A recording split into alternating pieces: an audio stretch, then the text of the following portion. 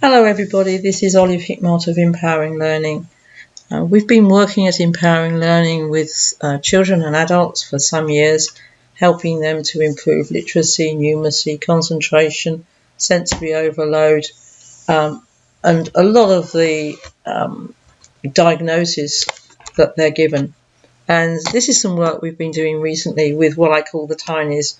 This is the under 7 group, and in particular in reception year or below. And what we're hoping to do here is to enable children to use some of the skills we've learned about with the older children to stop them actually getting so confused with various topics, including literacy and numeracy, but also including much more. So this is a very brief teleclass just to give you a bit of introduction to that. It's always been a passion of mine to look at the really young children and to work with the under 7s. And one of the things that really confused me was that autism, quite often you can see a child developing quite well until they get to about the age of 2-ish, where they start disappearing into themselves. And of course the parents are really concerned about this. And the other thing that happens is that dyslexics don't get diagnosed until they're about the age of 7. And there's all those years in between of 4 till 7 where they're losing out on their education. So I was concerned about what was happening there. And I brought together sort of some parallel streams of what we've been doing. One is the visual strengths that Empowering Learning is known for. And that's what we focus on normally, is how do you teach children who've got amazing strengths to use those strengths for some other stuff.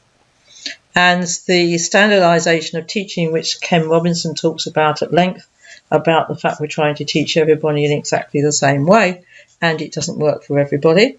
And some information I got recently from an article about NASA, who have discovered that a lot of the creativity in children gets lost as they get older. And the fourth one is the diagnosis and assessment theme, but actually what we prefer to do is to work with parents and teachers and to help their own understanding and educate them. The connection between learning difficulties and mental imagery is not obvious to most people, so I'm just going to give you a brief overview here.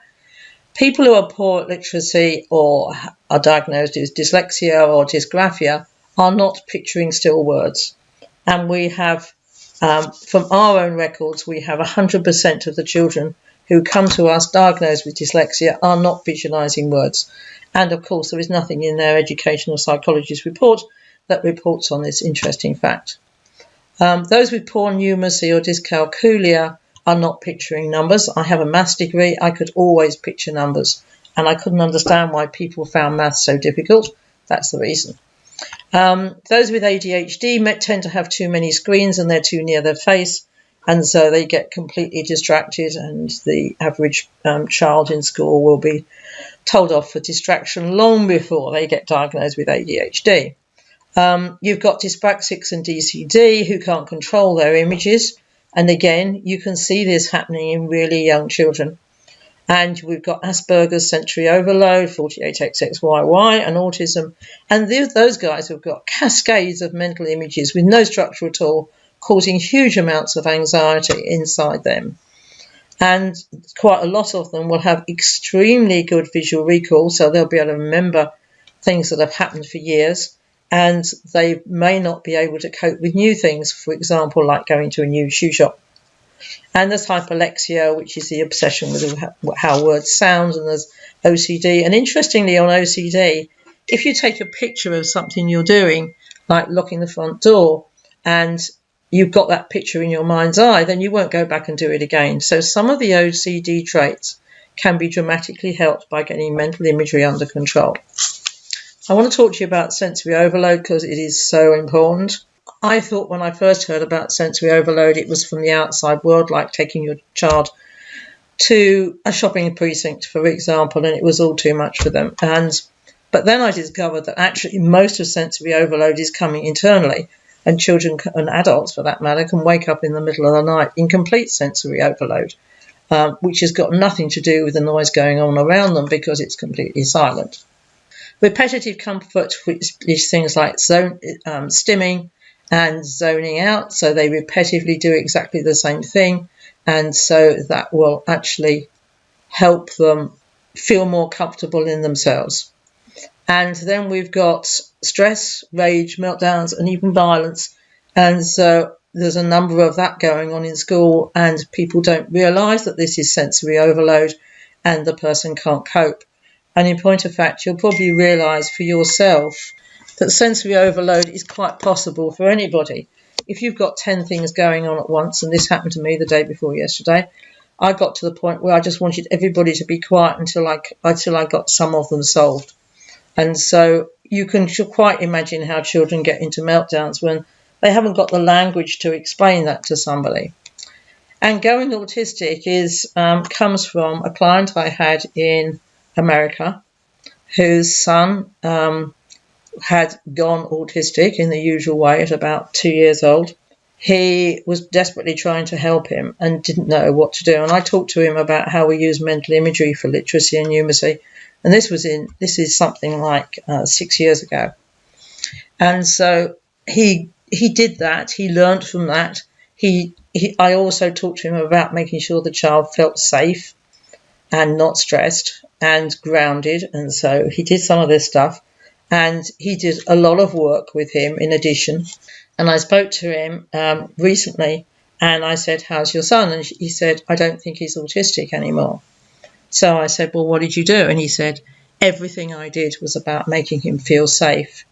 From the time I spoke to him, about 2 years further down the line, he said, his lad said to him by about the age of 8, I think he was by this time, he said to him, "I used to go autistic when I couldn't cope with what was going on, either internally or externally." And so his way of coping with his stim, if you like, of repetitive action was to go autistic and block out the rest of the world. So in my latest book, Why Bright Creative Kids Can't Learn and What You Can Do About It, which you'll see if you go to the website, you'll see that there is a offer of the first 2 chapters for free. As part of one of the chapters, we look at everything that doesn't really make sense, and we come up with a plan, which is a 7-point plan here, of what you can do to try and stop this happening. So if we were doing this in every kindergarten, every reception year, I believe that there will be dramatic reduction in the amount of learning difficulties. And because we have seen exactly this in the older children and how they can change, if we were doing it for younger children, we could help them avoid getting into a lot of these diagnosed conditions. And the first thing to do is to help them reduce their stress, which they may have come on the planet with, they may have got during birth, they may have gotten all sorts of reasons, may have been ill when they're quite young. It's not the parents' fault, but they may have been quite stressed. Help them identify their strengths, and then teach all the students, teach mental imagery for pictures and stories and memory, and help them keep them under control. Teach all the students how to picture words when we get onto reading and literacy, so we can then, if you've got your mental images under control, you can then move on to using them for numbers and for literacy, and only progressing to non-nouns once you've sorted out nouns, because nouns are the way to get your word form area working. Make this inclusive of everybody in the class, in particular people with hearing impairments or with visual impairments. It's really, really useful. Monitor and improve any nutritional problems, because some of the junk food that kids eat today can send them really ungrounded, and the first thing we've got to do is reduce their stress, so we've got to help them get grounded.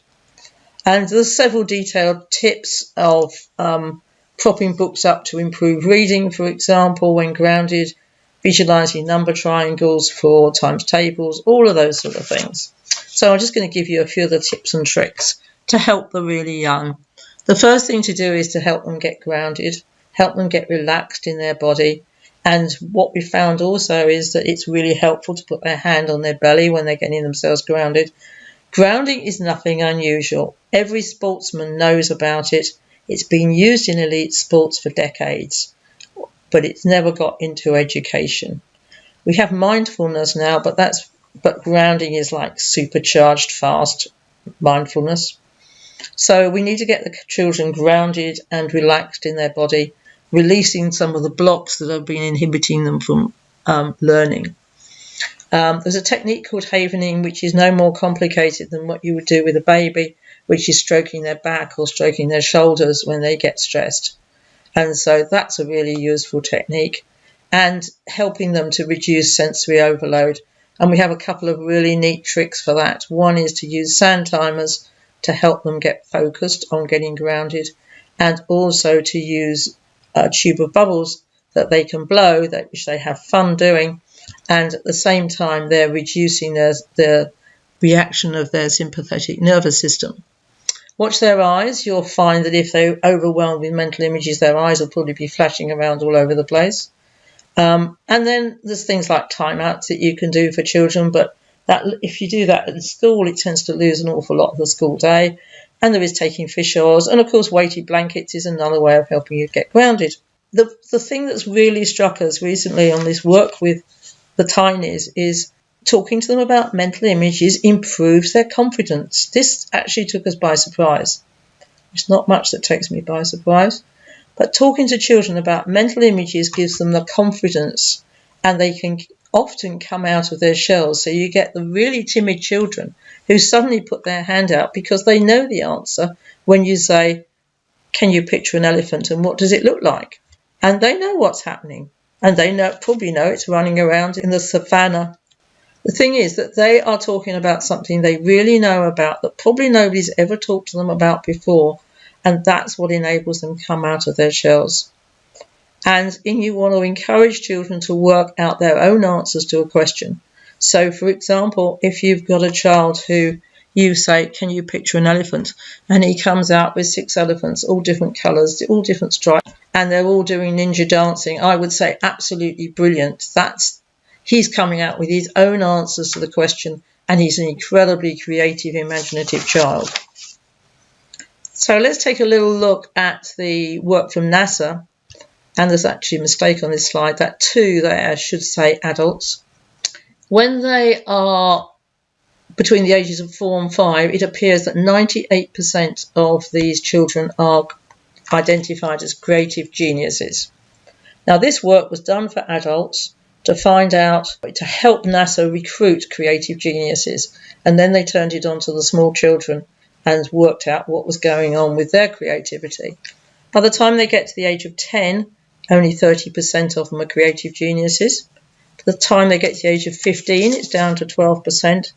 And by the time they get to adults, sorry about the typo there, they're down to 2%. And the other thing that's come from the work we've done is that 100% of dyslexics are not reliably visualising words, and 100% of good spellers and readers are. So to my very simple brain, it goes, why don't we just teach them? It's going to be much easier when they're really small, so that they can be doing other programs like phonics. That's absolutely fine, but they need to learn how to visualise words to become fluent readers. I have one of my practitioners working in a reception year class called at the moment with 4 and 5 year olds, and that's Alison, and she has a class of 24 students, and she has been working individually with them just for a few minutes to check out whether they've got good mental images. And she says that 19 of them seem to be totally fine, but most of that 19, I think it's all but 2 or 3, are really creative. They come out with all sorts of different coloured elephants. There's 2 or 3 of them out of the 19, so 17 have got great creative pictures, which fits in with the NASA work, and the 2 or 3 of them have got just standard cats. They got one child with no mental images that she's going to be helping to work out what's happened to his mental images and if he's been traumatised by something, which is the normal reason for getting rid of them. Then there's 2 or 3 who haven't got stable mental images, and they will be having trouble with spelling and reading. You can't spell and read with mental images that are walking around the place and turning around. And one is completely overwhelmed by his mental images. He's disruptive, he's angry, and he's violent. and he's going to end up with a diagnosis of ADHD or autism or something if this goes on. So we're helping him to get this under control. There is another group which I just want to show you I wouldn't like to call it research. It's a self-assessment. We had a group of 105 Year 7 students do, and they filled in this own self-assessment. 28% of them had poor spelling. They agree they've got poor spelling in Year 7, which means they're 11 years old, going into secondary school, and they've got poor spelling, and life is going to be really difficult for them. 12% are poor at reading. 28% are not visualising words. So almost all of that group, we reckon, are not visualising words, and they're poor at spelling. So the 28% of that group who are poor at spelling aren't visualising words. Of the 31% who are poor at numeracy, 38% reckon they're not visualising numbers. It's going to be another problem for them. Of those who are poor at reading, 31% don't visualise words, but 100% reckon they're creative. So they're poor at reading, and 100% of them reckon they're creative. Almost every single client I meet, every student is reckoned to be really creative. Some are absolutely exceptional. 46% don't remember what they've read, so they're not creating mental images of what they read. Of those who are poor at spelling, 48% have poor handwriting, so they haven't got mental images of what the letters even look like. 48% aren't visualising words, and 24% can't keep them still. And of the good spellers, 48% see words, 30% aren't sure, and there's 3% who maybe don't, but they are probably the few that are so good at it they can't even realise they're doing it because it's become an unconscious competence.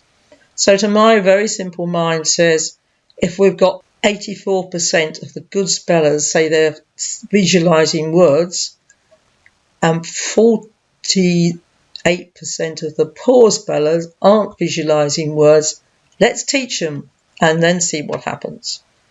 Of those who are poor at numeracy, again, we've got 61% aren't visualising numbers, and of those who are good at it, 71% are visualising numbers. So why don't we teach them?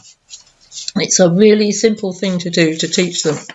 This, of course, means that we can still use phonics for new words, as indeed you should, but when you see a word that you've seen 2 or 3 times before, you should begin to visualising it so that you can get rapid recall of those words.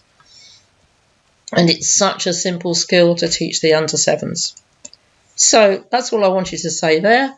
And just to say that if you go to empoweringlearning.co.uk and go to that website, you will be able to download 2 chapters of my new book. And do let me know if you've got any questions. It will be out later in the year. Thank you so much.